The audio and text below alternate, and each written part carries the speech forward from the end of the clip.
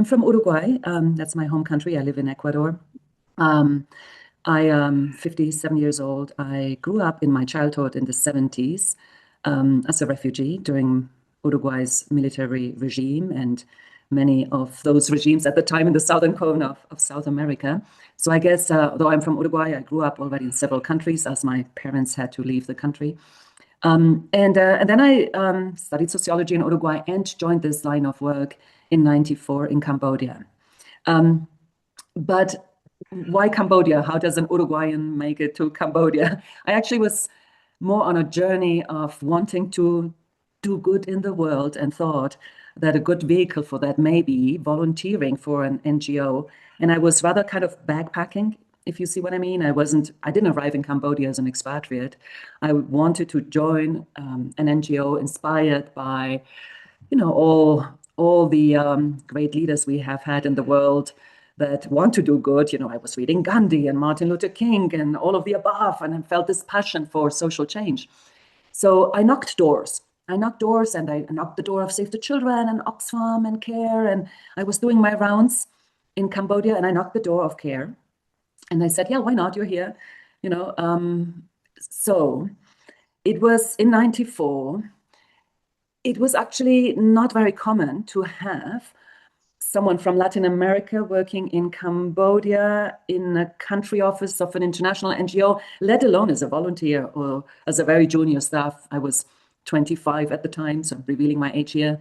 I already have. Why am I saying that? But anyway, I joined, and it was from day one very odd to me, the world that I encountered, because at that time, '94 in Cambodia, there were many NGOs in Cambodia after everything that happened there in the '70s, in the '80s, and CARE had probably 10, 15 expatriate staff. Immediately, the difference between the expatriate staff and the Cambodian staff and their conditions was, to me, impossible to understand and register from that very moment of time. And I didn't belong to any one of those two worlds, right? Because I wasn't local staff.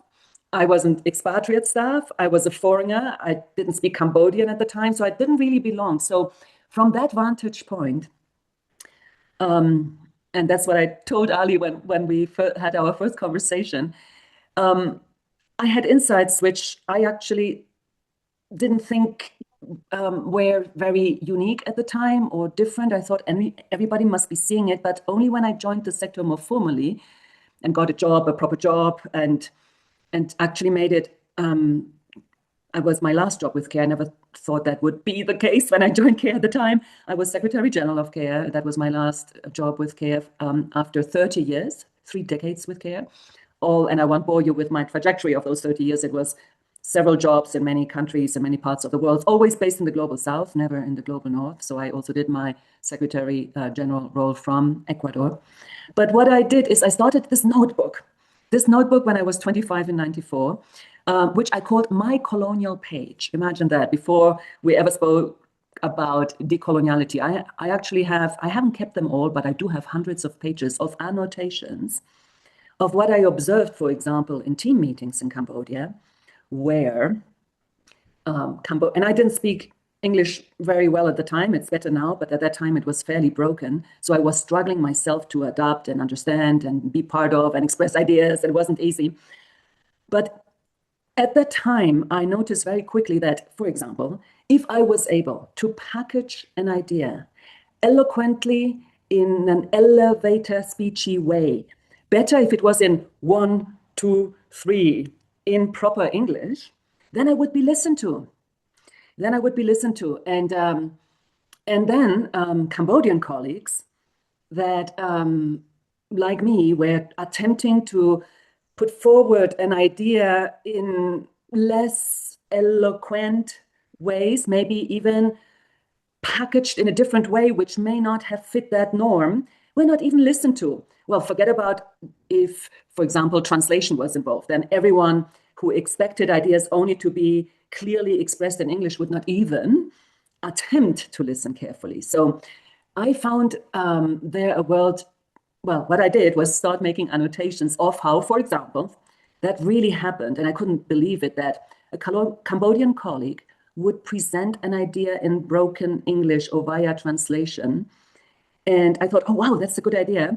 But the colleague that spoke English very well would just take that idea and run with it and then present exactly the same idea and get all the credit for it. There was a lot of even taking knowledge. And what I did was like make those specific observations of what happened every day of our lives. So this is not about a big abstract analysis of decoloniality. This is how it manifests itself in daily life. And then we can find probably so many examples of it. But what I never thought at that time would happen was that, that we would, I don't know, 30 years later or 25 years later, only start talking about decolonizing aid. I thought it was a more urgent agenda, and I couldn't understand. And since then, I have been walking this strange tightrope, which is, in order to be accepted by the sector, I needed to learn to speak in that elevator speechy way of 1, 2s, and 3s, right? So I had to, because I was otherwise never been listened to. So I would have been expelled. I would never have gotten the next job. I would have not been able to make it. So I had to kind of adapt, but at the same time, I wanted to be able to be part of it, to transform it then from inside.